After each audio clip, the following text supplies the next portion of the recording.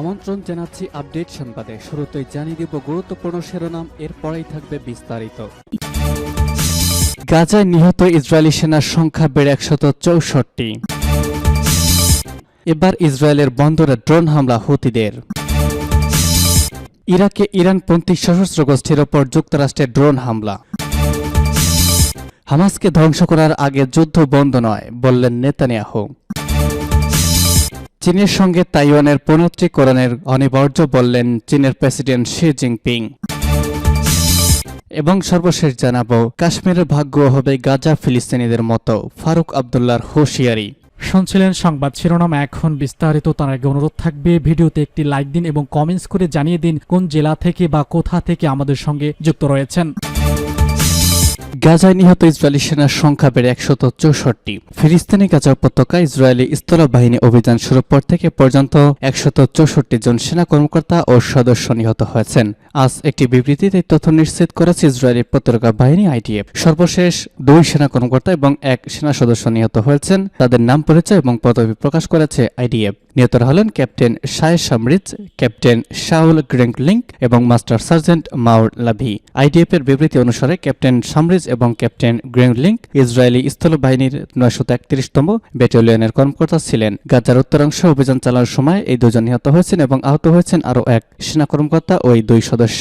অপরদিকে master sergeant মাউর লাভি 450 নম্বর ব্যাটালিয়নের সদস্য ছিলেন। উত্তর গাজা পৃথক অভিযানে নিহত হয়েছেন তিনি। গত 7 অক্টোবর ইসরায়েলের উত্তরাঞ্চলে ইউরেস সীমান্তে অতর্কিত হামলা চালায় হামাস যোদ্ধারা। তারপর ওই দিন থেকেই গাজায় অভিযান শুরু করে ইসরায়েলি বিমান বাহিনী। পরে 28 অক্টোবর থেকে অভিযানে যোগ দেয় স্থলবাহিনীও। এবার ইসরায়েলের বন্দরে ড্রোন হামলা হুতিদের। ইয়েমেনের হুতি বিদ্রোহী গোষ্ঠী বলছে তারা ইসরায়েলের বন্দর শহর ইলাতকে লক্ষ্য করে ড্রোন হামলা চালিয়েছে। একই সঙ্গে লোহিত সাগরে একটি বাণিজ্যিক জাহাজে হামলা চালানোর কথা বলা হয়েছে। ফিলিস্তিনি গাজা উপত্যকায় চলমান যুদ্ধে বন্ধে ইসরায়েলকে চাপ দেওয়ার একটি উপায় হিসেবে ইরান সমর্থিত হুতির এই ধরনের হামলা বাড়িয়ে দিয়েছে। গতকাল হুতিদের সামরিক মুখপাত্র ইয়াহিয়া সারি বলেছেন তারা ইসরায়েলের বন্দর শহর ইলাত এবং ইসরায়েল অধিকৃত ফিলিস্তিনের অন্যান্য এলাকায় ড্রোন হামলা চালিয়েছে। সামরিক মুখপাত্র ইয়াহিয়া বলেছেন হুতিদের দেওয়া 3টি সতর্কতা সংকেত অগ্রাহ্য করার পর তারা লোহিত সাগরে এমএসসি ইউনাইটেডের একটি জাহাজ নিশানা করে ক্ষেপণাস্ত্র ছোড়ে। মালিকানা কোম্পানি এমএসসি মেডিটেরিয়ান নিশ্চিত করেছে যে এমএসসি ইউনাইটেড অষ্টম নামের জাহাজটি গতকাল হামলা শিকার হয়েছে, তবে জাহাজের ক্রুরা নিরাপদে আছেন। জাহাজটি সৌদি আরবের বাদশা আবদুল্লাহ বন্দর থেকে পাকিস্তানে করাতিতে যাচ্ছিল। শিপিং কোম্পানিটি আরও বলেছে তারা হামলার ঘটনাটি পর্যালোচনা করেছে। এছাড়া তারা লোহিত সাগরে থাকা মার্কিন নেতৃত্বাধীন নৌজাহাজটিকে ঘটনা ঘটিয়েছে। হামলার বিষয়ে এমএসসি মেডিটেরিয়ানের কাছ থেকে বিবৃতি আসার কয়েক ঘন্টা আগে সমুদ্র নিরাপত্তা নিয়ে কাজ করা যুক্তরাজ্যের একটি সংস্থা বলেছিল ইয়েমেন উপকূলে একটি জাহাজে কিছু একটা ঘটার খবর পেয়েছে তারা। একাধিক ড্রোন দেখা গেছে, একটি বিস্ফোরণের শব্দ শোনা গেছে। গতকাল যুক্তরাজ্যের এই সংস্থা United kingdom maritime trade operations জানিয়েছে ঘটনাটি ঘটেছে ইয়েমেনের হুদাইদা বন্দরে প্রায় 60 নটিক্যাল মাইল দূর থেকে। লোহিত সাগরে ব্যাপক উত্তেজনার মধ্যে গতকাল এই ঘটনাগুলো ঘটেছে। ফিলিস্তিনিদের প্রতি সংহতি জানিয়ে হুতিরা কয়েক সপ্তাহ ধরে লোহিত সাগরে বাণিজ্যিক জাহাজগুলোকে হামলার লক্ষ্যবস্তু করে আসছে। ইরাকে ইরানপন্থী সশস্ত্র গোষ্ঠীর ওপর যুক্তরাষ্ট্রের ড্রোন হামলা। ইরাকে ড্রোন হামলা চালিয়েছে যুক্তরাষ্ট্রের সামরিক বাহিনী। এতে ইরাকের নিরাপত্তা বাহিনীর 1 কর্মকর্তা নিহত হয়েছেন, আহত হয়েছেন 18 জন। তাদের মধ্যে বেসামরিক লোকজনও রয়েছেন। আজ এই হামলা চালানো হয়েছে। যুক্তরাষ্ট্রের হামলার নিন্দা জানিয়েছে বাগদাদ। ইরাকের সার্বভৌমত্বের ওপর এই ধরনের হামলা অগ্রহণযোগ্য উল্লেখ করে দেশটির সরকার বলছে এতে করে 2 দেশের সম্পর্কের ক্ষতি হবে।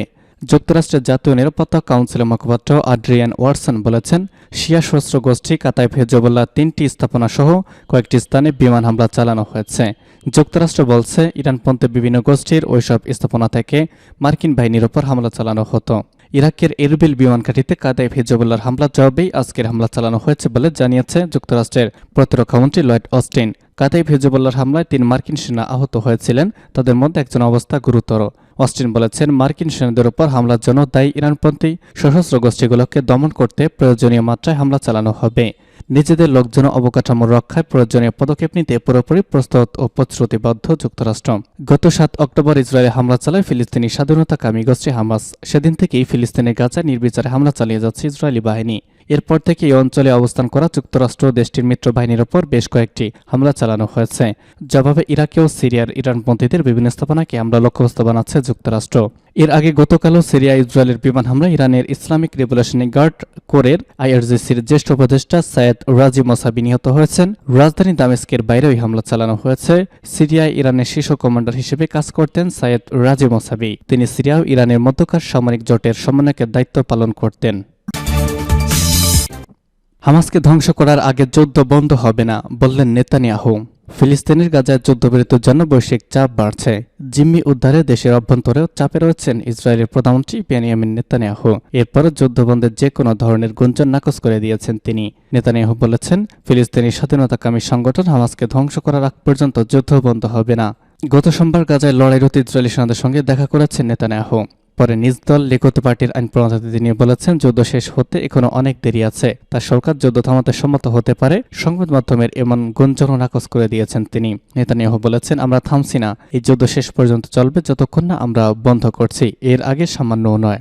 যুদ্ধ বন্ধে দেশ বিদেশের চাপের মুখে পড়েছেন ইসরায়েলের প্রধানমন্ত্রী। যুদ্ধবিরতির দাবিতে খ্রিস্ট ধর্মাবলম্বীদের সবচেয়ে বড় ধর্মীয় উৎসব বড়দিন ঘিরে বিভিন্ন দেশে বিক্ষোভ হয়েছে। যুক্তরাষ্ট্রের পাশাপাশি যুক্তরাজ্য, জার্মানি সহ ইউরোপের দেশগুলোতে বড় ধরনের বিক্ষোভ হয়েছে। চীনের সঙ্গে তাইওয়ানের পৌনঃত্রীকরণের অনিবার্য, বললেন শি জিনপিং।